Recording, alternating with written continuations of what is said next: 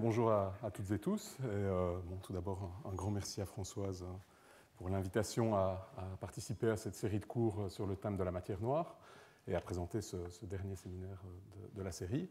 Alors, je vais tenter, dans l'heure qui vient, de résumer de la façon la plus exhaustive possible dans le temps imparti les points essentiels des débats actuels sur cette grande question de l'astrophysique contemporaine, qui est aussi une des plus grandes questions, sans doute, de la physique moderne, qu'est ce fameux problème de la matière noire.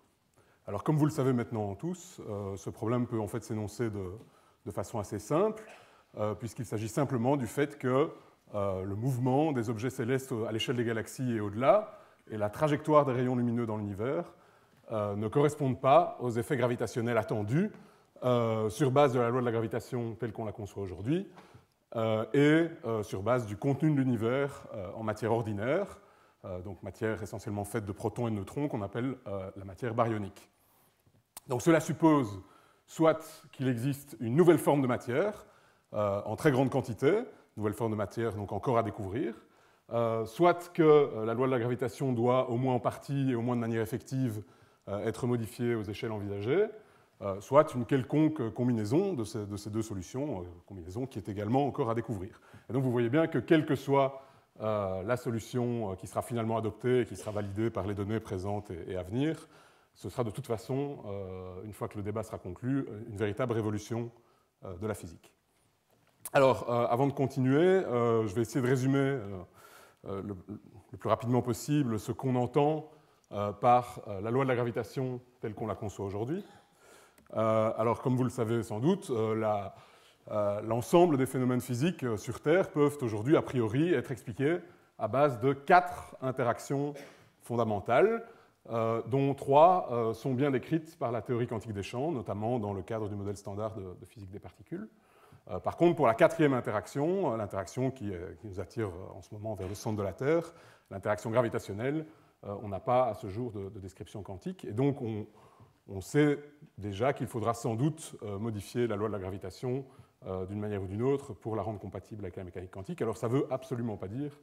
que cette modification aura des conséquences sur les échelles macroscopiques dont je vais parler aujourd'hui, mais on ne peut pas l'exclure non plus. Cette interaction gravitationnelle, en réalité, c'est de très loin la plus faible des 4 interactions fondamentales. Mais par contre, c'est la seule qui agit véritablement à très grande distance, du fait notamment que les masses, dans le cadre de la loi de la gravitation, sont toujours attractives, et donc on ne peut pas réellement échapper à l'attraction gravitationnelle d'une quelconque masse, contrairement par exemple aux charges électriques qui peuvent être attractives ou répulsives en fonction de leur signe. Et donc, de ce fait-là, du fait qu'elle agit à très grande distance et qu'on ne peut jamais véritablement échapper à l'attraction gravitationnelle d'une masse,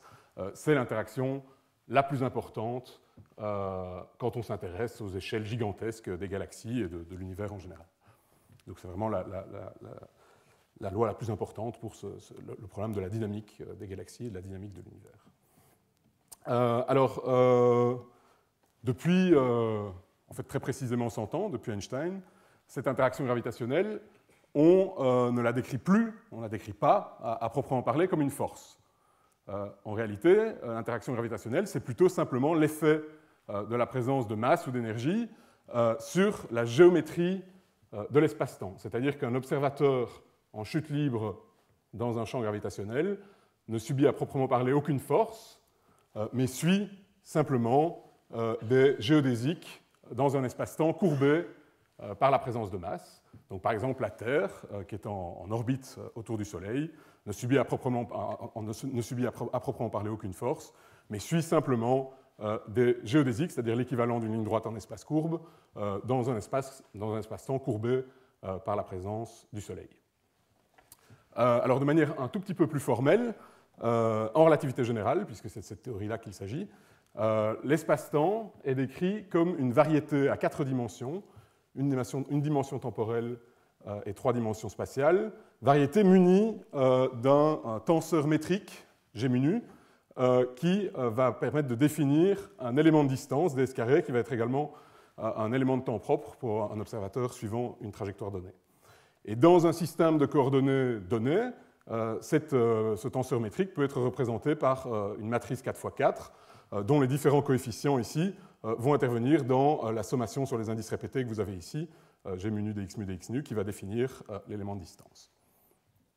Alors, en espace-temps plat, donc très très loin de toute influence gravitationnelle d'une quelconque masse, on a par définition un espace-temps de Minkowski qui permet de retrouver la relativité restreinte, ou si on se place dans un repère cartésien avec une dimension temporelle qu'on exprime en mètres en convertissant le temps via la vitesse de la lumière en mètres,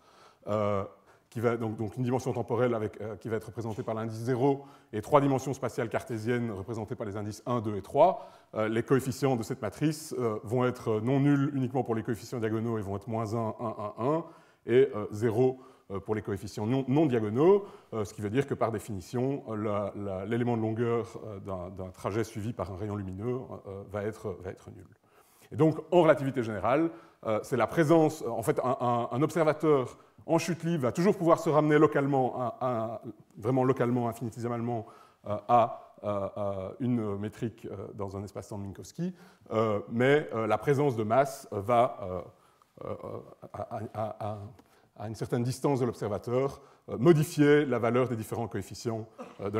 la matrice, et donc va en réalité modifier la géométrie de l'espace-temps. Et donc pour définir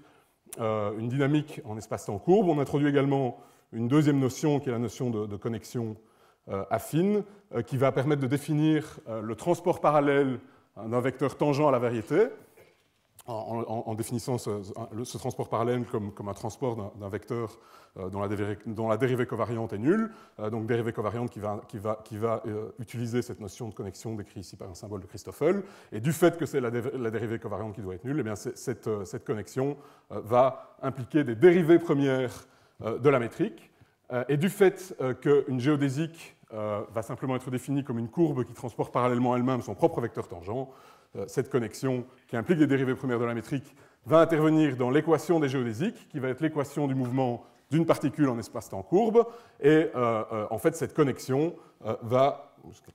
ma flèche ici, voilà, cette connexion va jouer le rôle de l'accélération gravitationnelle, et puisqu'elle implique des dérivées premières de la métrique, on peut donc dire que la métrique va jouer le rôle, elle, du potentiel gravitationnel. Alors maintenant, reste à définir comment la présence de masse ou d'énergie va influer sur la géométrie de l'espace-temps. Et alors pour ce faire, la manière la plus concise de définir la théorie, c'est d'écrire ce qu'on appelle son action. Alors une action, c'est une fonctionnelle qui dépend des différents champs de la théorie et qui doit être stationnaire pour des variations infinitésimales des différents champs impliqués dans la théorie. Et donc toute théorie peut se résumer de la manière la plus concise qui soit en écrivant son action. Et donc l'action de la relativité générale va s'écrire comme l'action de la métrique plus l'action de la matière couplant les champs de matière à la métrique et donc disant aux champs de matière qu'ils doivent suivre les géodésiques de cette métrique. Et l'action de la gravitation, l'action géométrique de l'espace-temps va être décrite par l'action d'Einstein-Hilbert qui va avoir cette forme-ci où vous reconnaissez la vitesse de la lumière, la constante de gravitation G, donc en fait qui n'ont pas été mises là avec ces coefficients-là par hasard, puisqu'au final, l'idée de la relativité générale est qu'en champ faible, on retrouve la gravitation newtonienne. Et alors, dans l'intégrale de cette action, donc intégrale sur l'espace-temps, vous avez ici un scalaire de courbure, et vous pouvez ajouter une constante cosmologique, dont on sait aujourd'hui qu'on doit l'ajouter pour expliquer l'expansion de l'univers à très grande échelle, l'accélération de l'expansion de l'univers. Maintenant, à partir de cette action, eh bien, il faut que la variation de cette action pour une variation infinitésimale de la métrique soit nulle, ce qui va directement donner les équations d'Einstein. Donc, on va avoir dans le membre de gauche la variation de l'action géométrique de la gravitation par rapport à la métrique, qui va inclure des dérivées secondes de la métrique, notamment dans le cadre de ce scalaire de courbure, et du tenseur de courbure de Ricci ici. Et vous allez avoir, donc en réalité, vous allez avoir la variation de l'action gravitationnelle plus la variation de l'action de matière qui doit être nulle, et donc vous avez maintenant dans le terme de droite moins la variation de l'action de matière, qui par définition va nous donner le tenseur énergie-impulsion, qui nous donne donc le contenu en matière de l'espace-temps.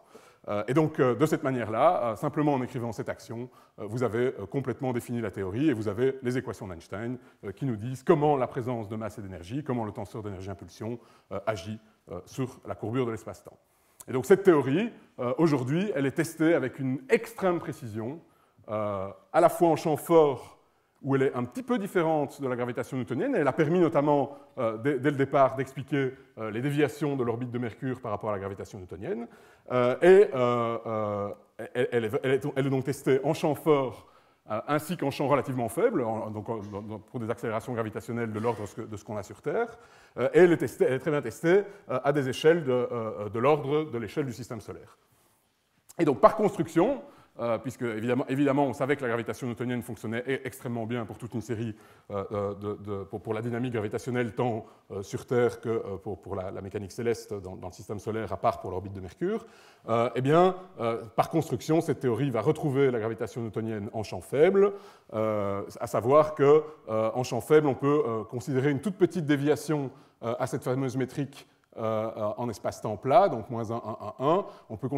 considérer une toute petite déviation ici à la métrique en termes du potentiel gravitationnel newtonien, et à ce moment-là, l'équation des géodésiques va nous redonner la seconde loi de Newton, c'est-à-dire que l'accélération va être égale à la force par unité de masse gravitationnelle, à savoir moins le gradient du potentiel gravitationnel.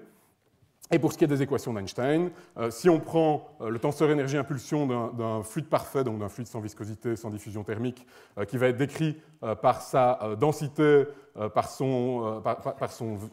quadrivecteur vitesse et par sa pression, tenseur énergie-impulsion qui peut dériver tout simplement d'une action très simple pour un fluide parfait qui va simplement être défini à partir de l'intégrale de sa densité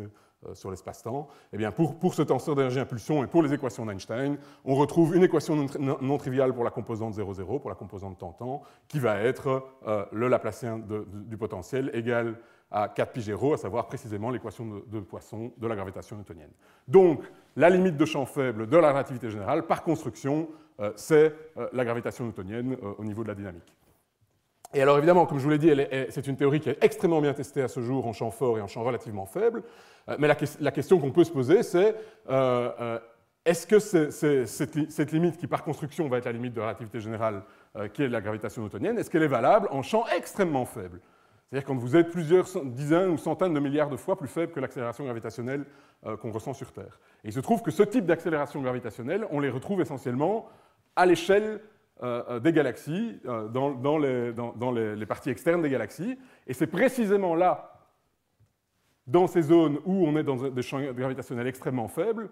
qu'on ne sait plus vraiment tester la relativité générale, puisque pour la faire marcher, on a besoin de cette fameuse matière noire, de cette fameuse masse manquante, et donc on est un peu dans le problème du serpent qui se mord la queue, puisque pour que les prédictions de la relativité générale marchent, on doit rajouter un élément dont aujourd'hui on n'a pas la preuve absolue de l'existence. Donc très rapidement, parce que donc, Françoise vous a expliqué ça en long et en large dans les cours qui ont précédé, le problème de la masse manquante, en résumé très rapidement, dans le cas le plus simple, qui est le cas des galaxies spirales, eh bien, on va observer la densité de matière de la matière baryonique dans les galaxies, qui va être constituée essentiellement du gaz et des étoiles. Alors pour convertir la luminosité qu'on reçoit des étoiles d'une galaxie en masse, on a besoin de synthèse de population stellaire, de modèles de synthèse de population stellaire, qui vont nous permettre de convertir la luminosité qu'on reçoit de la galaxie en masse, à partir d'un rapport masse-luminosité qui dépend des modèles d'évolution stellaire, de toute une série de propriétés, comme la fonction de masse initiale des étoiles, etc. Donc il y a encore des petites incertitudes sur ce rapport masse-luminosité des composantes stellaires des galaxies. Il y en a beaucoup moins pour le gaz. Mais enfin, donc, pas du tout d'un ordre de grandeur qui nous permette de résoudre le problème de la matière noire. Donc on trouve ensuite le potentiel gravitationnel newtonien en résolvant simplement l'équation de Poisson newtonienne pour la densité de matière baryonique. Ensuite, si vous avez du gaz dans une galaxie spirale qui, dans les parties externes, est à peu près exactement sur une orbite circulaire, à ce moment-là, vous devez avoir un équilibre entre la composante radiale de l'attraction gravitationnelle dans le plan de la galaxie et l'accélération centripète v carré sur r. Donc vous pouvez définir la vitesse circulaire comme la racine carrée de r fois la composante radiale de l'accélération gravitationnelle. Et donc vous pouvez prédire quelle va être la vitesse circulaire qui va être engendrée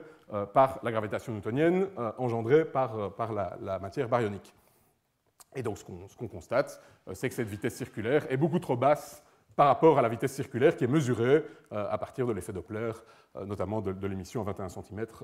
de l'hydrogène neutre. Et ce n'est pas simplement un problème de normalisation, c'est aussi un problème de forme. C'est-à-dire que si vous changez le rapport masse-luminosité de la composante stellaire, vous allez augmenter la vitesse circulaire prédite, mais vous n'allez pas obtenir la bonne forme, puisque la distribution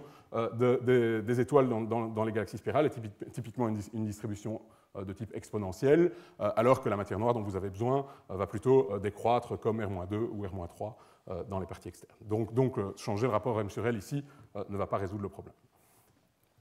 Bien, donc voilà le problème de la matière noire posé. Alors, il ne se limite pas aux galaxies spirales, comme on vous l'a expliqué. On a le même problème quand on regarde la dispersion des vitesses dans les galaxies elliptiques ou dans les petites galaxies naines. On peut déduire qu'on a un problème de masse manquante à partir des effets de l'antigravitationnel, tant dans les galaxies que dans les amas de galaxies. On peut aussi l'observer en regardant les profils de température de gaz chaud à l'intérieur des amas de galaxies. On peut aussi déduire la présence de masse manquante à partir des anisotropies du fond diffus cosmologique. Donc il y a tout un faisceau d'indications qui montrent qu'à l'échelle des galaxies et au-delà, on a besoin de cette masse manquante ou d'une modification de la loi de la gravitation à toutes les échelles.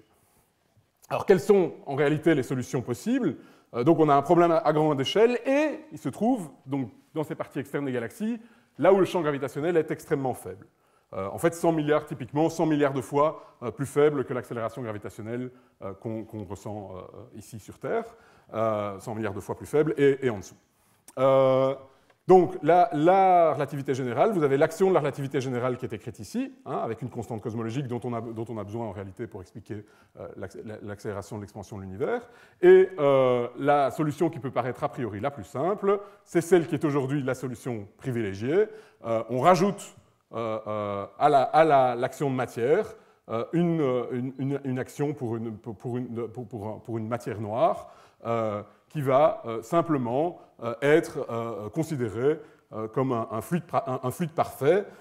sans viscosité, sans diffusion thermique, sans dissipation, avec une pression nulle, donc un fluide de poussière, aucune influence hydrodynamique.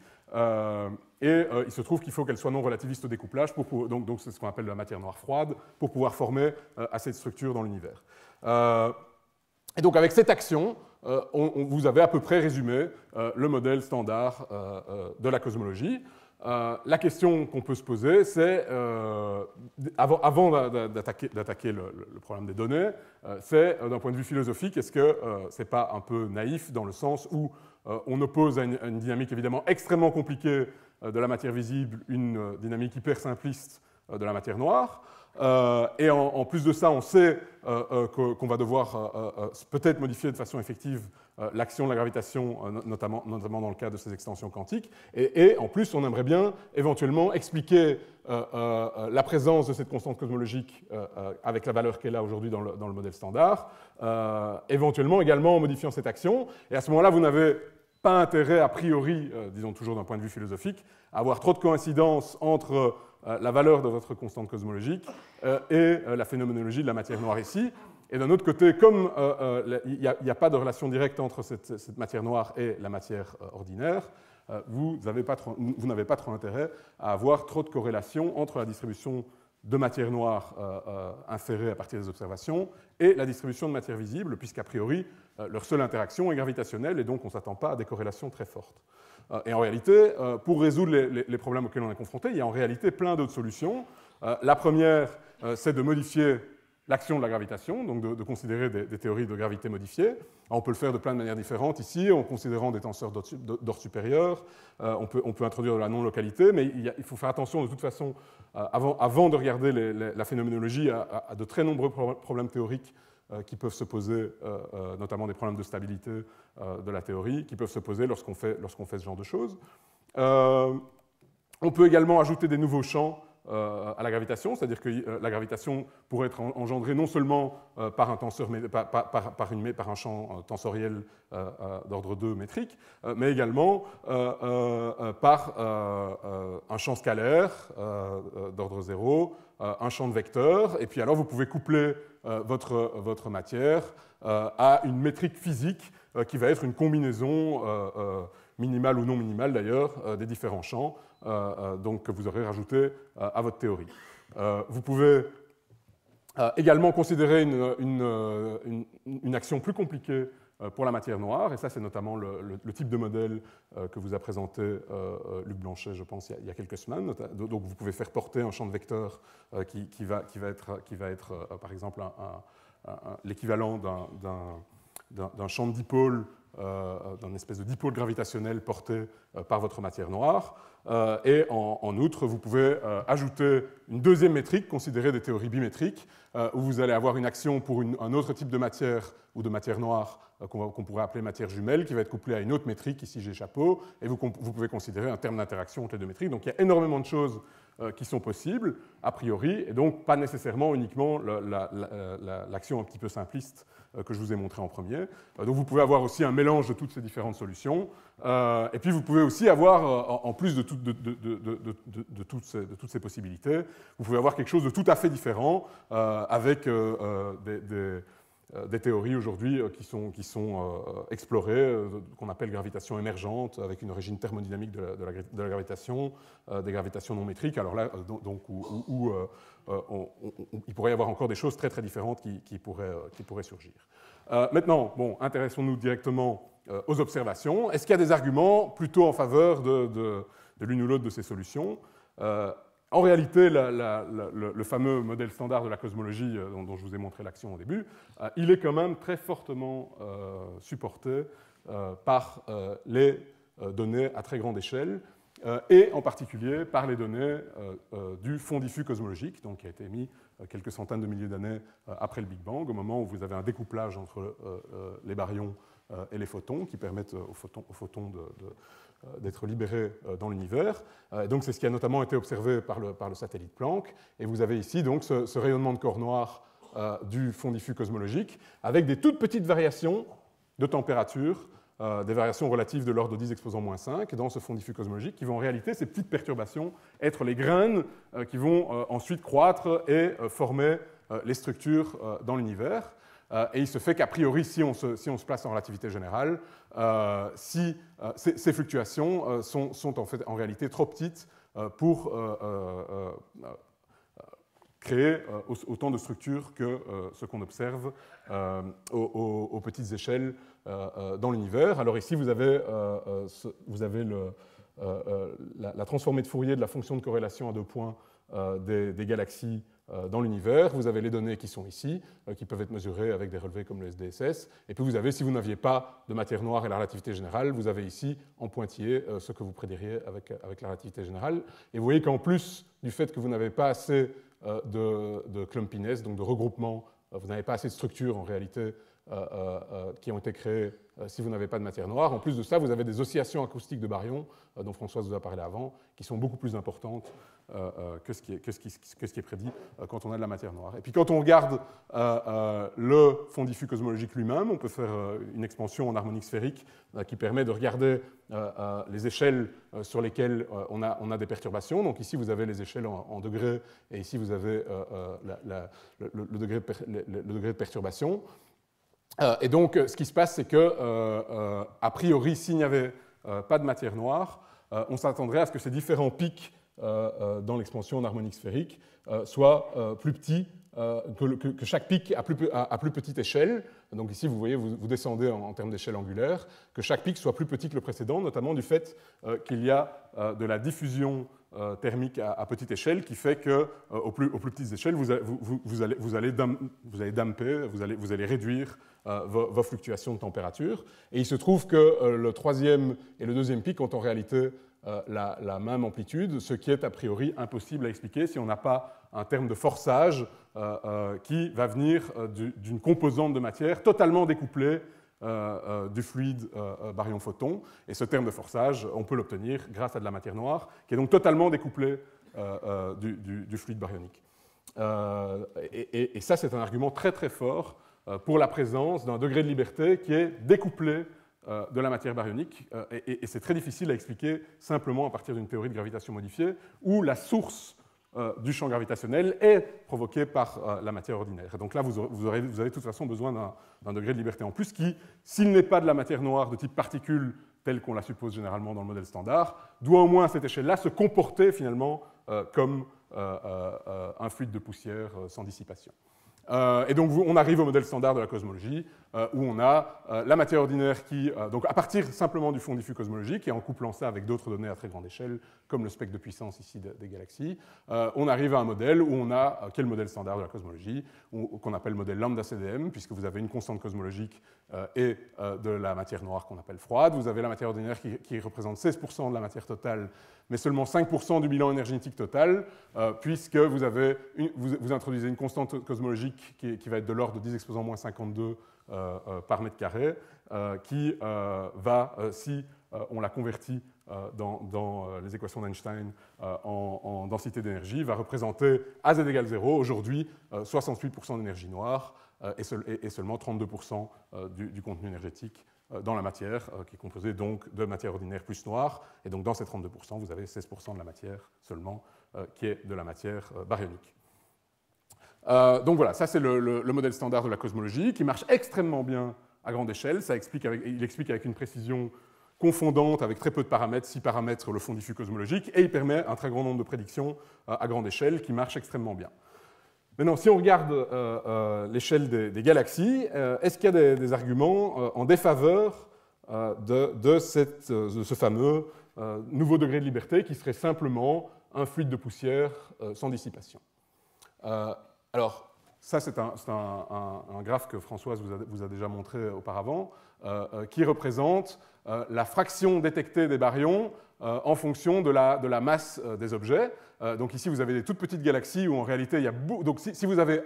vous avez la fraction de baryons cosmologique, c'est-à-dire que le rapport baryon sur matière noire correspond à la fraction cosmologique, donc tous les baryons sont présents. Et donc, vous avez ici les amas de galaxies où on est très proche de cette fameuse fraction cosmologique. Par contre, dans les galaxies, comme Françoise vous l'a déjà expliqué, eh bien, on a beaucoup moins de baryons que dans la fraction cosmologique. Et au plus les galaxies sont petites, au moins on en a. Et donc, il se fait que les galaxies, on s'attend à ce qu'elles soient formées par fusion successive de galaxies plus petites. Les galaxies vont être situées dans des environnements très différents, etc. Et donc, comme vous avez des rapports baryons sur matière noire qui sont différents d'une galaxie à l'autre, a priori, on s'attend à ce que finalement la fraction baryon-matière noire dans les galaxies dépende de l'histoire individuelle de chaque galaxie, qui peut être très différente, et dépend aussi de son environnement. Et donc, on ne s'attend pas, a priori, à avoir de relation 1 à 1 précise entre la distribution de baryons, de matière visible, et la distribution de matière noire dans les galaxies. Par contre, si vous avez, à l'échelle des galaxies, une modification effective de la gravitation, alors par définition, ce que ça veut dire, une modification effective de la gravitation, ça veut dire que la source de votre champ gravitationnel, c'est uniquement la matière visible. Et donc à ce moment-là, par définition, en fait, ce à quoi on s'attend pour une modification effective de la gravitation, c'est une relation 1 à 1 entre la distribution de matière visible et le champ gravitationnel. Par exemple, en fonction de la distance ou en fonction de l'intensité du champ gravitationnel, selon que votre modification va être une modification en fonction de l'intensité du champ gravitationnel ou en fonction de la distance. Bien, alors, il y a d'autres choses, c'est-à-dire qu'a priori, il y a une forme d'unicité qui est prédite dans le modèle lambda-CDM, c'est que si vous avez une vitesse circulaire donnée asymptotique pour un halo de matière noire donné, si vous avez un halo de masse donnée, a priori, vous vous attendez à un seul et unique profil de matière noire pour cette échelle de masse donnée, et donc vous vous attendez à avoir une certaine unicité de la forme des courbes de rotation pour des vitesses circulaires données. Et il se fait qu'en réalité, pour une vitesse circulaire donnée, vous avez une grande diversité de formes de courbes de rotation et donc de formes de halo de matière noire. Certains qui ont des cuspides, en fait, il y a certaines courbes de rotation pour lesquelles on peut fitter des cuspides. Pour la grande majorité, on ne peut pas fitter les cuspides qui sont prédits. On s'attend donc, dans le modèle standard, à ce qu'il y ait ce qu'on appelle un feedback qui va changer le profil de matière noire. Mais il se fait que, ici, pour une vitesse circulaire donnée, vous allez avoir des formes différentes. Donc, la courbe en bleu ici n'a pas du tout la même forme que la courbe orange ici, en fonction pour différentes galaxies. Par contre, en réalité, donc, ce qui se passe, c'est que ces formes des galaxies, elles ne dépendent pas du tout de la vitesse circulaire des galaxies, mais elles dépendent bien de quelque chose. Elles dépendent de la densité de surface de la matière baryonique. Donc, vous avez une diversité de profils observés de courbes de rotation pour une vitesse circulaire donnée, qui n'est a priori pas attendue, si ce n'est qu'il faut qu'il y ait un certain feedback de la matière baryonique sur la distribution de matière noire. Mais ce feedback, on s'attend à ce qu'il soit un petit peu chaotique, qui dépende un peu de l'histoire de formation stellaire, de l'histoire de fusion, etc. des galaxies. Et donc on s'attend à ce moment-là pas à avoir une uniformité sur base d'un autre critère, mais il se trouve qu'on a une uniformité des profils observés, non pas en fonction donc, de la vitesse circulaire des galaxies, mais en fonction de leur densité de surface. Et il se trouve que la densité de surface, c'est une quantité, donc c'est masse sur distance au carré, qui est très fortement corrélée à l'accélération. Alors en outre, dans certaines galaxies, on peut voir que la forme de la courbe de rotation va suivre la forme de la courbe de rotation pour laquelle on s'attend à partir de la composante visible, alors que c'est des courbes de rotation qui sont complètement dominées par la matière noire. Et donc on ne comprend pas encore très bien aujourd'hui comment il se fait que ces courbes de rotation suivent les courbes de rotation prédites par la matière visible. Donc vous avez une grande différence en termes d'amplitude de la vitesse circulaire dans la vitesse observée et la vitesse prédite par le gaz ici. Mais a priori, on ne s'attendrait pas à ce que ces petites structures dans la courbe de rotation soient préservées à partir d'un halo de matière noire sphérique, alors que si vous avez une modification effective de la gravitation à ces échelles, eh bien évidemment, le boost ici, l'augmentation de la vitesse circulaire est entièrement due à la modification effective de votre loi de la gravitation, et donc on s'attend évidemment à ce moment-là à retrouver exactement les mêmes structures dans la courbe de rotation, mais simplement à une autre échelle. Alors, comme je le disais, s'il y a bien une modification effective de la gravitation à l'échelle des galaxies, alors on s'attend à trouver une forme de relation 1 à 1 entre la distribution des baryons et le champ gravitationnel, soit en fonction, par exemple, de la distance, soit en fonction de l'accélération. Alors, ce qu'on peut faire, c'est,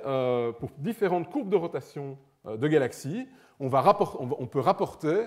la valeur de la vitesse circulaire observée à un rayon donné sur la vitesse circulaire produite par la composante baryonique. Et en réalité, ce rapport de vitesse circulaire au carré est une très bonne estimation du rapport entre la masse dynamique totale inscrite à l'intérieur d'un rayon donné et la masse visible. D'accord ? Donc, pour plusieurs courbes de rotation, on va regarder quel est ce rapport vitesse circulaire observée au carré sur vitesse baryonique au carré. Donc, en fait, quelle est la quantité de matière noire par rapport à la quantité de matière totale par rapport à la quantité de matière visible inscrite à l'intérieur d'un rayon donné. Donc, ici, vous avez le rayon. Et donc, vous voyez que vous avez pour une galaxie, hein, là, vous avez une seule galaxie, vous voyez, vous avez une augmentation de la quantité de matière noire en fonction du rayon. Maintenant, si vous prenez une autre galaxie, vous avez le même type de comportement, mais vous voyez que les deux, il n'y a pas de rapport 1 entre une galaxie et une autre galaxie, entre la distance et la quantité de matière noire que vous avez à l'intérieur d'un rayon donné. Et on peut rapporter comme ça sur ce graphe tout plein d'autres galaxies, et vous voyez que finalement vous avez un nuage de points sans relation bien précise, si ce n'est qu'à la très grosse louche, on peut voir que oui, il y a plus de matière noire à l'extérieur des galaxies qu'à l'intérieur, mais en réalité, vous n'avez pas de véritable relation. Alors pour les mêmes galaxies, vous pouvez regarder ce même rapport masse dynamique sur masse visible, cette fois-ci en fonction de l'accélération gravitationnelle produite par la composante baryonique de vos galaxies. Donc pour les mêmes galaxies, vous voyez que quand l'accélération diminue, en réalité, donc, quand vous vous éloignez du centre de la galaxie, vous avez votre accélération gravitationnelle engendrée par la matière baryonique qui diminue, et bien, de nouveau, vous voyez que la quantité de matière noire, le rapport matière noire sur matière visible, le rapport masse totale sur masse visible, augmente quand vous avez une diminution de l'accélération gravitationnelle. Et cette fois, on peut refaire le même exercice. On rapporte les points pour différentes galaxies. Et vous voyez que là, vous commencez à avoir une relation qui est intéressante. Ça commence à se ressembler beaucoup. Et puis voilà, si vous mettez près d'une centaine de galaxies les unes sur les autres, vous obtenez une relation en réalité très précise entre l'accélération gravitationnelle et la quantité de matière noire que l'on infère en gravitation newtonienne. Et ça, c'est une très forte indication. Vous avez une véritable relation 1 à 1 entre la distribution de la matière visible et la distribution de matière noire, ou en tout cas le champ gravitationnel à l'échelle des galaxies, qui est une très forte indication qu'il y a soit une modification effective de la gravitation à l'échelle des galaxies, soit qu'il y a en tout cas une relation entre la matière noire et la matière visible, un petit peu plus fondamentale et plus complexe que dans l'action que je vous ai montrée. Alors l'espoir, évidemment, dans le cadre du modèle standard, c'est que cette relation soit une relation émergente qui proviennent des interactions gravitationnelles entre la matière noire et la matière visible. Vous avez donc des effets de feedback lors des explosions de supernovas qui vont déplacer des grandes quantités de gaz à l'intérieur des galaxies. Et ce gaz, gravitationnellement, va pousser la matière noire un peu dans tous les sens. Et puis on espère qu'au final, une relation émergente de ce type-là pourra être expliquée à partir de processus physiques un petit peu chaotiques et complexes. Ça peut arriver. A priori, aujourd'hui, on n'est pas encore arrivé à expliquer comment des processus a priori un petit peu chaotiques pourraient arriver à reproduire une relation aussi précise. Et une donnée très importante dans cette relation, vous voyez qu'ici, vous avez un rapport 1, masse totale sur masse visible de 1. Ça veut dire en réalité que pour ces accélérations ici, vous n'avez absolument pas besoin de matière noire pour expliquer vos observations. Et puis, ça commence à augmenter lorsque l'accélération diminue. Et en fait, il y a une accélération de transition ici, qu'on va noter A0, qui est de l'ordre de 10 exposant moins 10 mètres par seconde au carré. Donc c'est 100 milliards de fois plus faible que l'accélération gravitationnelle sur Terre. Et il se fait qu'en unité qu'on appelle unité naturelle, si vous prenez la vitesse de la lumière égale à 1, eh bien, ça va correspondre à la racine carrée de la constante cosmologique. Et donc je vous avais dit que dans le cadre du modèle standard, il serait bienvenu qu'on n'ait pas trop de relation entre la matière noire et la matière visible. Ben, c'est raté, vous avez une relation. Et qu'en plus, on n'ait pas trop de relation entre la matière noire et la constante cosmologique, ou ce qu'on appelle l'énergie noire. Et de nouveau, c'est raté, puisqu'il semble qu'il y ait une échelle commune entre la phénoménologie associée à la matière noire et la phénoménologie associée à la constante cosmologique et donc à l'énergie noire. Donc, évidemment, ce sont des indices qui nous poussent à continuer à investiguer des modèles alternatifs au modèle standard de la cosmologie. Et donc, cette fameuse accélération A0, elle n'apparaît pas que comme accélération de transition,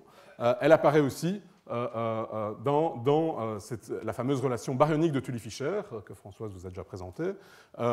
qui est une relation univoque entre la masse baryonique des galaxies et la vitesse circulaire asymptotique. Donc vous avez ici la masse baryonique des galaxies, vous avez ici la vitesse circulaire asymptotique mesurée pour des galaxies spirales. Donc c'est de nouveau une relation qui relie de manière très claire la masse baryonique des galaxies à la vitesse circulaire qui, elle, devrait être entièrement engendrée par le halo de matière noire. Et donc il se trouve que si on avait dans toutes les galaxies la fraction de matière noire cosmologique, on s'attendrait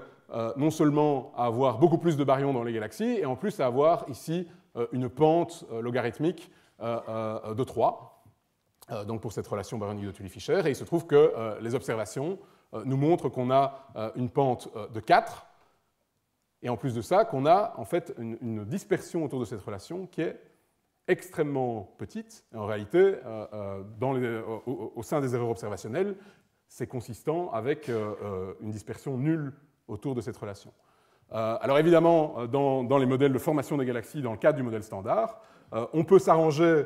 pour éjecter énormément de baryons des galaxies. Et vous avez ici, par exemple, dans les simulations illustrices, qui sont des simulations très récentes de formation des galaxies dans un contexte cosmologique dans le cadre du modèle standard. Vous avez les galaxies simulées qui sont rapportées ici pour cette relation baryonique de Tully-Fisher. Donc ici, cette relation, c'est bien une relation entre la masse baryonique et la vitesse circulaire asymptotique des galaxies, pas la vitesse circulaire maximum. En fait, si vous regardez la vitesse circulaire maximum, vous avez beaucoup plus de dispersion dans la relation, et en plus, vous n'avez pas exactement la même pente, c'est plutôt une pente de 3,5 qu'une pente de 4. Donc là, vous avez les dispersions lorsque vous regardez les vitesses circulaires maximales, mais en orange, vous avez les observations. Ici, vous avez la toute petite dispersion à partir des vitesses circulaires asymptotiques. Donc il faut comparer la distribution des points bleus ici à la bande orange ici, et vous voyez que non seulement vous n'avez pas exactement la bonne pente, en réalité, pour les galaxies assez massives, vous avez supprimé trop de baryons, et en plus, ce qui est le plus important, c'est que c'est très difficile d'obtenir une relation avec une dispersion aussi faible que celle qui est observée. Et il se trouve en l'occurrence qu'en plus, donc, le plateau, donc ici, lorsque vous exprimez la relation comme le logarithme de la masse baryonique égale 4 fois le logarithme de la vitesse circulaire asymptotique moins une normalisation log bêta, eh bien, dans ce bêta, vous allez de nouveau avoir l'apparition de cette accélération A0, qui est l'accélération de transition à partir de laquelle la matière noire apparaît. Donc A0, c'est typiquement la vitesse circulaire à la puissance 4 divisée par G fois la masse baryonique, et c'est exactement la même valeur que la valeur de transition que je vous ai montrée avant. Et donc, a priori, dans le cadre du modèle standard, il n'y a absolument aucune raison, a priori, pour que l'accélération gravitationnelle à partir de laquelle vous commencez à avoir un effet de matière noire dans les galaxies soit la même que l'accélération gravitationnelle qui fixe le plateau des courbes de rotation et qui fixe le point zéro de la relation de Tully-Fisher. Et il se trouve qu'il y a plus de 30 ans maintenant, avant qu'on ait des données en fait, aussi précises sur les courbes de rotation des galaxies, sur la distribution de matière noire dans les galaxies dans l'univers proche, un physicien israélien, Milgrom, a proposé une modification des lois de la dynamique, qui peut s'interpréter comme une modification effective de la gravitation, qui pourrait expliquer, en fait il a construit cette loi pour expliquer les prémices qu'on avait à l'époque d'indication de l'existence de cette loi de Tully-Fisher. Et donc toutes ces occurrences indépendantes de A0, alors quand je dis toutes ces occurrences indépendantes, je vous en ai cité deux principales, mais en réalité il y en a d'autres. C'est-à-dire que si vous divisez la constante A0 par la constante gravitationnelle G, A0 sur G, vous obtenez une densité de surface, et cette densité de surface va être la densité de surface maximale, moyenne maximale, au-delà de laquelle vous n'avez plus de disques, vous n'avez plus de galaxies spirales, mais vous avez des galaxies elliptiques.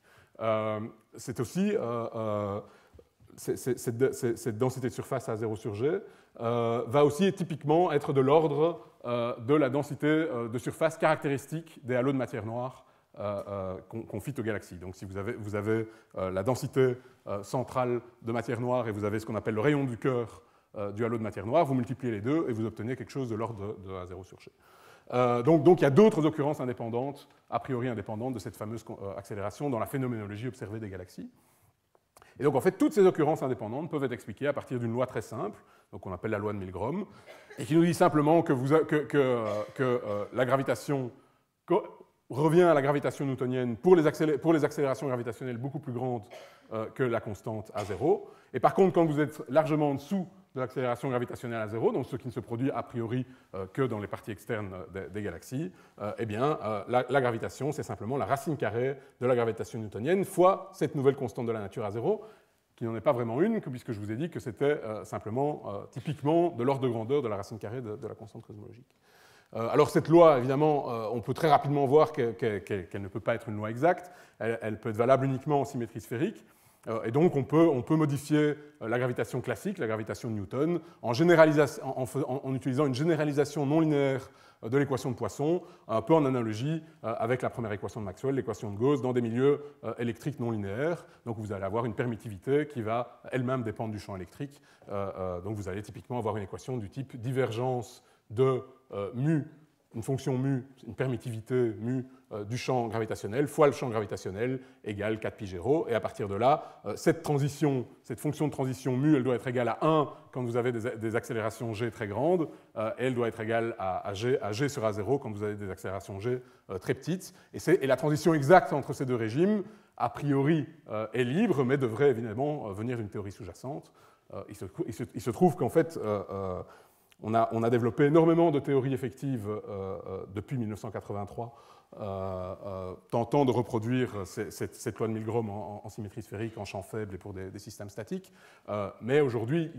cette loi ne dérive pas encore, ne dérivera peut-être jamais d'ailleurs. Il se trouve que ça pourrait également être une loi émergente qui vient effectivement des processus de feedback à l'échelle des galaxies. Elle ne dérive pas aujourd'hui de principes fondamentaux. Néanmoins, à titre d'exemple, dès 1984, on s'est rendu compte qu'on pouvait très simplement obtenir une modification effective de la gravitation de ce type en ajoutant, donc, si vous vous rappelez du slide que je vous avais montré auparavant, montrant les différentes manières dont on pouvait modifier l'action, eh bien, vous pouvez rajouter un champ scalaire dans la dynamique de la gravitation. Pour l'action de votre champ scalaire, vous allez prendre une action de type qu'on appelle de type K essence, donc qui va dépendre ici des dérivées premières du champ scalaire. Vous allez avoir une fonction f ici qui va dépendre de g mu nu, d mu phi, d nu phi, dans laquelle vous allez introduire à la main cette fameuse constante à 0, et on peut retrouver la dynamique de monde si on donne deux conditions aux limites sur cette fonction x, sur cette fonction f de x. Par contre, juste avec un champ scalaire, c'est beaucoup plus compliqué d'obtenir aussi un renforcement des effets de l'antigravitationnel, parce que, comme je vous l'ai dit au début, on a besoin de masse manquante pour expliquer la dynamique dans les galaxies, mais on a aussi besoin de masse manquante pour expliquer l'augmentation, le renforcement des effets de l'antigravitationnel dans les galaxies. Et donc là, c'est beaucoup plus compliqué pour obtenir un renforcement des effets de l'antigravitationnel. Donc il y a eu des propositions qui ont été faites beaucoup plus tard, à partir du début des années 2000, en ajoutant un champ vectoriel, en proposant des théories bimétriques. Donc depuis 10 ans, en fait, on a une pléthore de modèles relativistes qui peuvent reproduire cette dynamique qu'on va appeler dynamique milgromienne à l'échelle des galaxies. Et donc la dynamique milgromienne est un effet renforcé de l'antigravitationnel où vous allez inférer le même boost de gravitation pour les effets de l'antigravitationnel que pour la dynamique,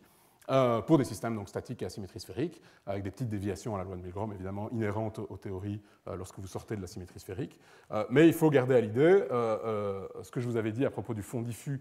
cosmologique, où on a besoin d'avoir un degré de liberté qui se comporte comme un fluide de poussière sans dissipation à l'échelle du fond diffus cosmologique, au moment du découplage et avant le découplage. Et donc, en fait, la plupart de ces théories ont de grandes difficultés à reproduire le fond diffus cosmologique et les fameux pics dans l'expansion en harmonique sphérique que je vous ai montré pour le fond diffus cosmologique. Et en réalité, une des seules théories, à ma connaissance à ce jour, qui reproduisent la dynamique de monde à l'échelle des galaxies et qui reproduisent le fond diffus cosmologique, ce sont des modifications effectives de la gravitation qui sont plus dues à une modification de l'action de matière que de l'action de la gravitation proprement dite, et ça va typiquement être le type de théorie que Luc Blanchet vous a présenté il y a quelques semaines. Alors, pour être un peu plus précis, quand je vous dis que l'ensemble des différentes occurrences a priori indépendantes de A0 en dynamique des galaxies peuvent être expliquées par la dynamique milgromienne, eh bien, donc, quelques lois dérivant de cette fameuse loi de Milgrom, donc, qui sont des lois qui sont à la loi de Milgrom ce que, par exemple, les lois de Kepler vont être à la loi de Newton. Bien, vous avez une accélération, comme vous avez l'accélération gravitationnelle est la racine carrée de l'accélération newtonienne fois A0, eh bien, au lieu de tomber en 1 sur R carré, l'accélération va typiquement tomber en 1 sur R, du moins jusqu'à ce que votre système ne soit plus dominé par sa gravitation interne, mais par une gravitation externe. À partir de ce moment-là, vous allez retomber sur une accélération en 1 sur R carré. Mais tant que vous êtes dominé par la gravitation interne, vous avez une accélération en 1 sur R dans les parties externes des galaxies, et donc, par définition, puisque l'accélération centripète, c'est V carré sur R, eh bien, vous allez avoir une vitesse asymptotique qui va être constante, et donc vous allez avoir une courbe de rotation plate. Par définition, évidemment, puisqu'on dit que la gravitation est newtonienne quand l'accélération gravitationnelle est plus grande que A0 et qu'elle est milgromienne lorsqu'elle est beaucoup plus petite que A0, évidemment, par construction, A0 va être l'accélération de transition. Donc vous reproduisez le fameux graphe que je vous ai montré tout à l'heure, où vous voyez cette transition à A0, de nouveau par construction. Mais il se fait que ça a été proposé il y a plus de 30 ans, à un moment où on n'était pas du tout certain que cette accélération de transition allait vraiment être présente. Donc il y a des tas de galaxies, notamment les galaxies à faible brillance de surface, pour lesquelles on n'avait absolument aucune donnée en 1983 quand cette dynamique milgromienne a été proposée. Vous avez également donc qu'à grand R, tiens, j'ai écrit quelque chose en anglais là. Vous avez l'accélération centripète qui va être égale à la racine carrée de Gm fois A0 sur R, si vous êtes à peu près en symétrie sphérique à grand rayon. Et donc par construction aussi, vous allez obtenir la relation baryonique de Tully-Fisher.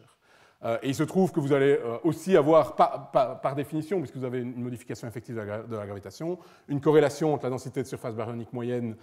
et le profil de la courbe de rotation. Donc vous résolvez ce fameux problème d'uniformité de la forme des courbes de rotation en fonction de la densité de surface baryonique, du fait que la densité de surface baryonique est directement reliée à l'accélération, puisque ça va typiquement être une quantité du type m sur r carré, et votre accélération gravitationnelle va, elle, typiquement être de l'ordre de gm sur r carré.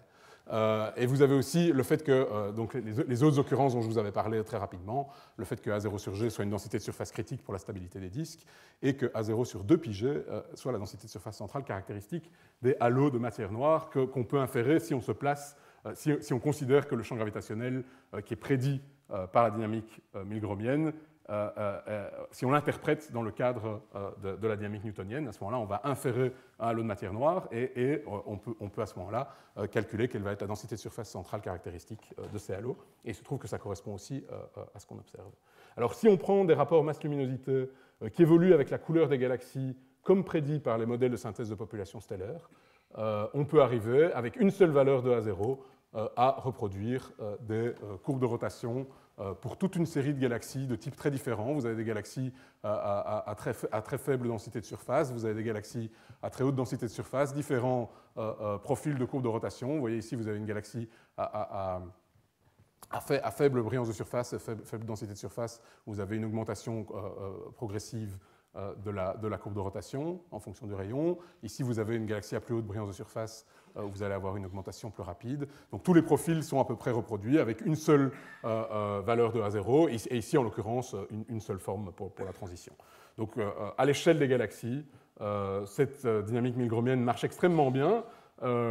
Et donc aujourd'hui, le problème fondamental qui se pose, c'est de savoir, dans le cadre du modèle standard, comment est-ce qu'on va pouvoir faire émerger cette loi purement phénoménologique observée qui marche extrêmement bien.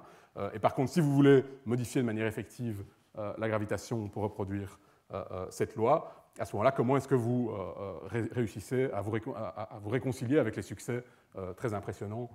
du modèle standard à grande échelle? Et notamment, le modèle standard, il marche très bien pour le fond diffus cosmologique, pour la distribution des structures à grande échelle, et il marche aussi assez bien en fait, à l'échelle des amas de galaxies, où vous avez vu que tout à l'heure, même pour la fraction de baryon, vous aviez à peu près la fraction de baryon cosmologique dans les amas de galaxies.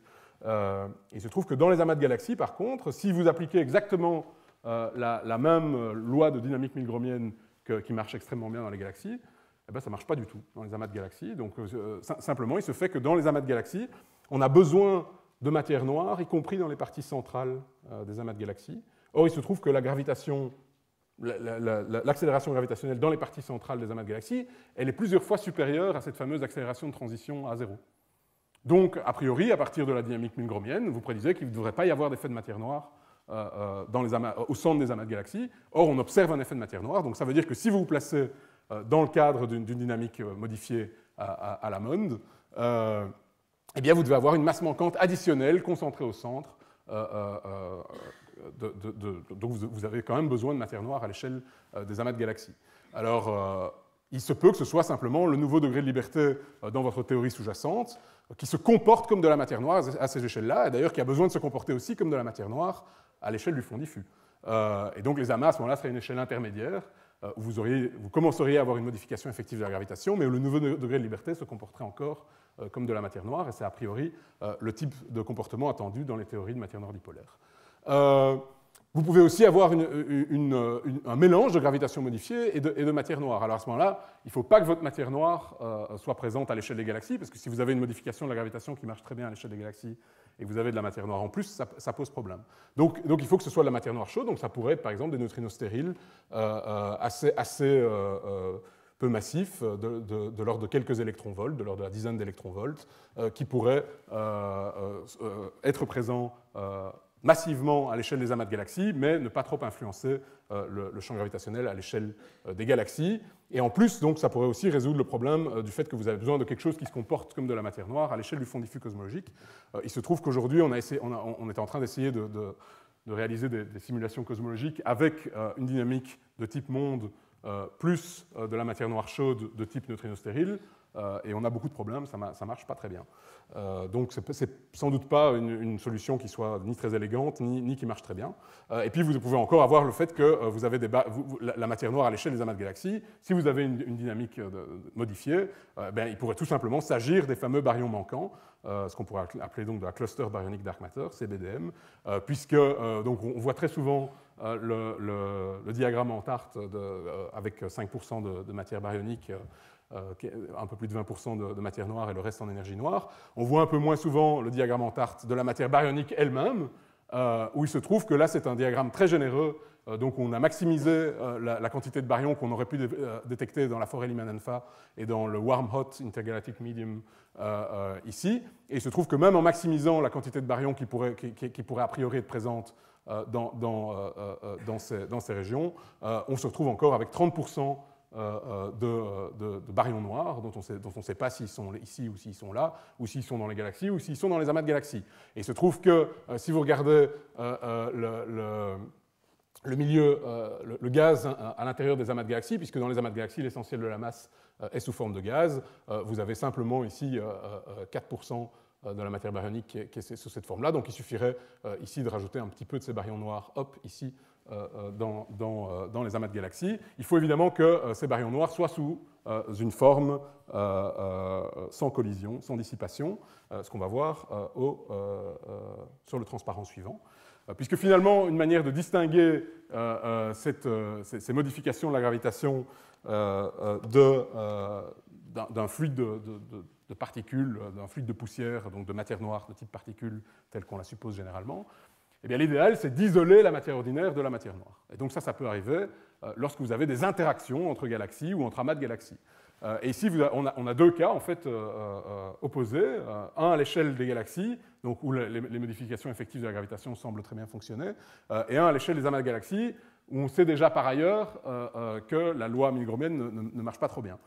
Par contre, on pourrait se dire tiens, que peut-être cette fameuse constante A0, elle varie en fonction de l'échelle, qu'elle est plus grande dans les amas de galaxies, et donc vous pourriez quand même peut-être avoir simplement une modification de gravitation à l'échelle des amas de galaxies. Alors ici,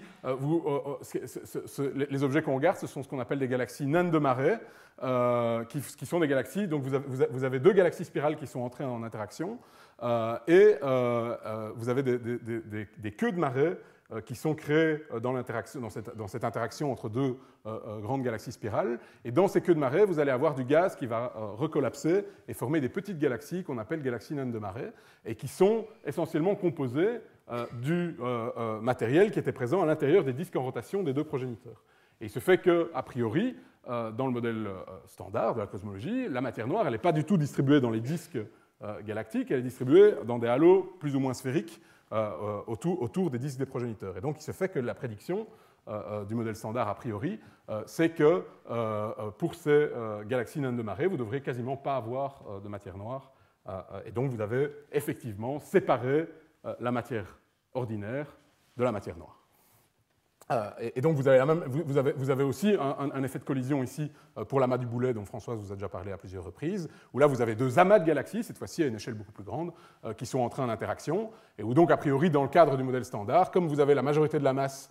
qui est sous forme de gaz dans les amas de galaxies, vous avez, du fait de la dissipation, vous avez un effet de collision qui a ralenti le gaz dans la collision, et par contre, comme la matière noire est supposée être non dissipative et non collisionnelle, eh bien, elle a supposément continué son chemin. Donc si on observe des pics du champ gravitationnel insérés à partir des lentilles autour de la matière visible, on s'attendrait à ce moment-là à avoir plutôt une modification de la gravitation, alors que la prédiction du modèle standard est que ça devrait être découplé de la position du gaz. Il se fait que dans le cas de l'amas du boulet, les effets de l'antigravitationnel permettent d'inférer une présence de matière noire qui est effectivement décalée de la présence de matière visible. Alors a priori, on pourrait se dire, bon, en gravitation modifiée, ce n'est pas un si gros problème, puisqu'a priori, dans les galaxies, la matière noire finalement inférée à partir de la dynamique milgaumienne, elle n'est pas du tout située dans la partie où la matière visible est concentrée. Donc il se fait que j'ai moi-même travaillé sur ce problème et on a essayé de modéliser cet amas du boulet, les effets de l'antigravitationnel de l'amas du boulet en dynamique milgaumienne et on a conclu qu'effectivement on avait besoin de matière noire dans les proportions identiques à celles dont on a besoin pour expliquer les profils de température du gaz chaud dans les autres amas. Mais en plus de ça, donc, on a pu montrer que cette matière noire, elle devait effectivement être concentrée hors de la position du gaz, et que donc il y avait de la matière noire, de la masse manquante additionnelle dans cet amas du boulet, et qu'en plus elle se comportait de manière non collisionnelle. Et donc, en fait, elle se comporte comme ce nouveau degré de liberté doit se comporter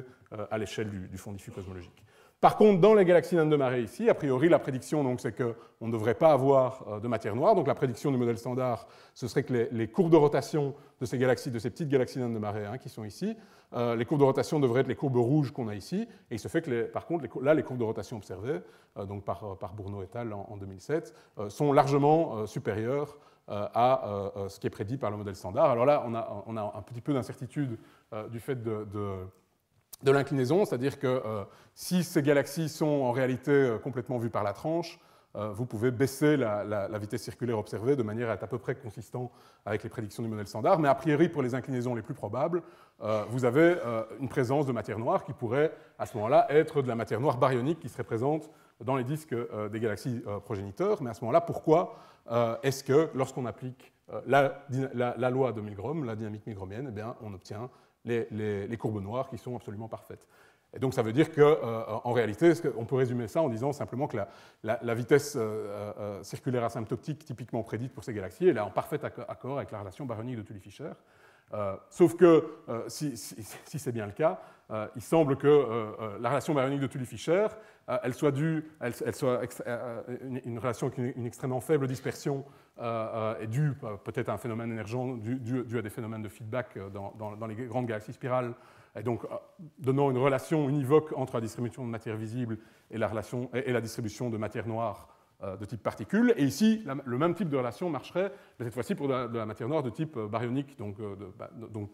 pour une matière noire qui serait de nature du type des baryons manquants. Donc c'est quand même très curieux comme coïncidence. Mais évidemment, en fait, dans un cas comme dans l'autre, on a besoin de beaucoup plus d'objets pour tirer des conclusions plus sûres. Mais vous voyez que donc la contradiction entre la dynamique milgromienne qui marche très bien à l'échelle des galaxies et le modèle standard qui marche très bien à l'échelle des amas de galaxies et au-delà, eh bien, elle reste valable quand vous utilisez des systèmes où la matière ordinaire et la matière noire ont dû être séparées. Alors, il y a autre chose dont on vous a déjà parlé dans ces cours, dont Rodrigo Ibata a dû vous parler, qui est qu'on ne comprend absolument pas la distribution spatiale et la cinématique des galaxies satellites autour de notre Voie lactée et autour de la galaxie Andromède. Et il se trouve qu'en réalité, donc, ce qu'on a constaté, on a pu le constater également récemment dans l'univers proche, il semble que les galaxies satellites autour des grandes galaxies spirales comme la Voie lactée ou Andromède sont, pour au moins la moitié d'entre elles, situées dans des disques très fins qui semblent être en rotation autour de leur galaxie hôte. Ici, vous avez le disque de la Voie lactée, ici, vous avez la distribution des galaxies satellites. Ici, vous avez la galaxie Andromède, ici, vous avez le fameux disque en rotation qui comprend la moitié des galaxies satellites d'Andromède. Et que lorsque vous observez des paires de galaxies autour des galaxies hôtes, il se trouve que quand une tourne dans un sens, pour plus de 90% d'entre elles, vous avez l'autre galaxie qui tourne dans l'autre sens. Enfin, c'est-à-dire que vous avez la vitesse observée long de la ligne divisée qui est opposée, ce qui n'est pas du tout ce qui est prédit a priori par le modèle standard pour la distribution des galaxies satellites. Alors, voilà, aujourd'hui, quelque chose qu'on ne comprend absolument pas et qu'on a énormément de mal à expliquer simplement à partir des qu'on aurait beaucoup de mal à expliquer à partir des simples effets de feedback qu'on peut utiliser pour expliquer, par exemple, la relation baryonique de Tully-Fisher. On peut se dire qu'il y a une relation entre ces plans de satellites et, par exemple, les filaments le long desquels les satellites sont accrétés, mais il se fait qu'il y a une échelle de 10, 100, 1000 entre la taille de ces disques de satellites et la taille des filaments de matière noire. Donc c'est comme si vous essayiez d'expliquer la présence d'un embouteillage à Paris avec quelque chose qui se passe à Marseille. Donc c'est très très difficile à expliquer dans le cadre du modèle standard. Même s'il y a un certain nombre de coïncidences, comme le fait que ces disques de satellites semblent être alignés quand même avec les filaments à grande échelle. Donc il y a des choses qu'on ne comprend pas du tout aujourd'hui dans la distribution des galaxies satellites, donc je voulais le préciser. Et donc très rapidement, je vais faire quelques slides de conclusion, mais je vais passer très vite dessus. Tout d'abord, le fond diffus cosmologique et la structure à grande échelle de l'univers, ainsi que les amas de galaxies, sont parfaitement compris et expliqués a priori dans le cadre du modèle standard. Aujourd'hui, en tout cas, il n'y a pas de grosses tensions. Il y a des petites tensions dont Françoise vous a parlé tout à l'heure, mais qui ne sont pas très inquiétantes. Et donc, dans ce cadre, la matière noire, elle est faite de particules. Elle forme un flux de poussière sans dissipation. Vous avez une constante cosmologique à peu près de l'ordre de 10 exposant moins 52 par mètre carré, qui n'a absolument aucun lien avec la matière noire, dont on ne comprend absolument pas la valeur. Et vous avez donc une action de ce type-là pour la gravitation. Et donc, évidemment, ce modèle-là, il sera véritablement ancré définitivement comme quelque chose d'à peu près certain quand on aura détecté dans des expériences de détection directe les fameuses particules de matière noire qui sont censées composer le halo de matière noire de notre Voie lactée. Alors il y a deux gros problèmes aux échelles galactiques pour ce modèle standard de la cosmologie. Tout d'abord, il y a le fait que le champ gravitationnel des galaxies est entièrement prédictible à partir de la distribution de matière ordinaire dans les galaxies, puisque la loi de Milgrom permet, a priori, si vous me donnez le profil de distribution de matière ordinaire dans une galaxie, j'utilise la loi de Milgrom, je peux vous prédire la courbe de rotation, ce que je ne peux pas faire, évidemment, dans le modèle standard de la cosmologie. Alors ça pourrait être un phénomène émergent lié à la physique compliquée des baryons aux échelles galactiques, ou c'est suggestif d'un lien entre le champ gravitationnel, les baryons et un nouveau degré de liberté lié à la matière noire dans l'action, via une nouvelle constante A0 qui a priori apparaît dans cette relation univoque et qui, par hasard ou non, est de l'ordre de la racine carrée de la constante cosmologique. Et donc là, on est dans cette optique-là, il faut faire des recherches théoriques qui permettraient d'expliquer comment, de manière fondamentale, on pourrait arriver à expliquer cette dynamique milgromienne. Et l'idéal, c'est évidemment qu'on puisse expliquer en même temps la constante cosmologique et l'apparence de A0 dans la dynamique modifiée. Mais attention, dans ces recherches théoriques-là, qu'il faut garder à l'esprit le fait qu'aux échelles cosmologiques, vous devez reproduire les effets d'un fluide de poussière sans dissipation. Donc ce n'est pas du tout évident d'à la fois modifier la gravitation pour expliquer ce qui se passe aux échelles galactiques, et même d'expliquer en même temps un lien avec la constante cosmologique, et puis en même temps d'avoir les effets d'un fluide de poussière sans dissipation dans le fond diffus cosmologique, et éventuellement aussi dans les amas de galaxies, sauf si la matière manquante dans les amas de galaxies est sous la forme de baryons manquants. Donc l'autre gros problème, comme je l'ai dit, c'est la distribution des galaxies satellites dans l'espace des phases, qui est en complète contradiction aujourd'hui avec les modèles. Il pourrait y avoir un lien avec les filaments, mais on a un facteur 100 à 1000 de différence en épaisseur entre les filaments et les disques de satellites. Alors, il existe des alternatives possibles. Par exemple, on pourrait s'imaginer qu'on s'est trompé dans l'origine des galaxies satellites autour des galaxies spirales, et qu'en réalité, une grande partie d'entre elles serait formée en fait, à partir de matériel éjecté des galaxies hautes, un peu comme ces fameuses galaxies naines de marée que je vous ai montrées tout à l'heure. Mais il se trouve qu'à ce moment-là,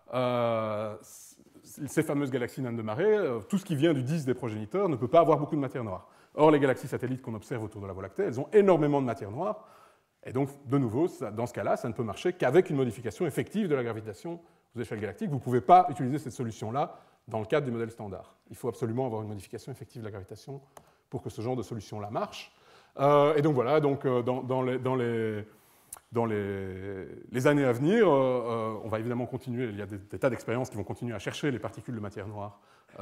dans des expériences de détection directe et indirecte. Et puis, d'un point de vue de recherche en dynamique des galaxies notamment, on va continuer à essayer de réaliser des tests génériques qui nous permettent de trouver des différences fondamentales entre l'interprétation matière noire et modification effective de la gravité à l'échelle des galaxies. Et deux différences fondamentales, c'est que si vous avez une modification effective de la gravitation, vous n'avez pas d'effet de friction dynamique entre les particules de matière noire et les galaxies satellites ou des masses importantes de matière visible. Et donc vous allez avoir toute une série d'effets différents, notamment au niveau des fusions de galaxies, au niveau de la dynamique des barres, au niveau de l'évolution des petits groupes de galaxies qui vont fusionner plus rapidement dans le modèle standard que dans des modèles de gravitation modifiée effective. Et l'autre différence fondamentale, c'est que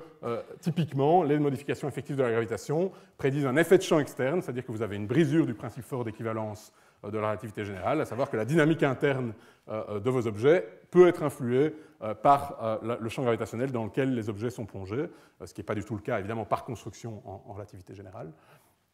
Et donc, vous pouvez avoir des tests qui permettent de distinguer ces approches à partir de ces deux différences fondamentales. Et donc, de manière plus générale, il faudra continuer à explorer la dynamique via plusieurs traceurs du champ gravitationnel, c'est-à-dire pas juste les courbes de rotation, mais aussi regarder la dispersion des vitesses des étoiles dans la direction verticale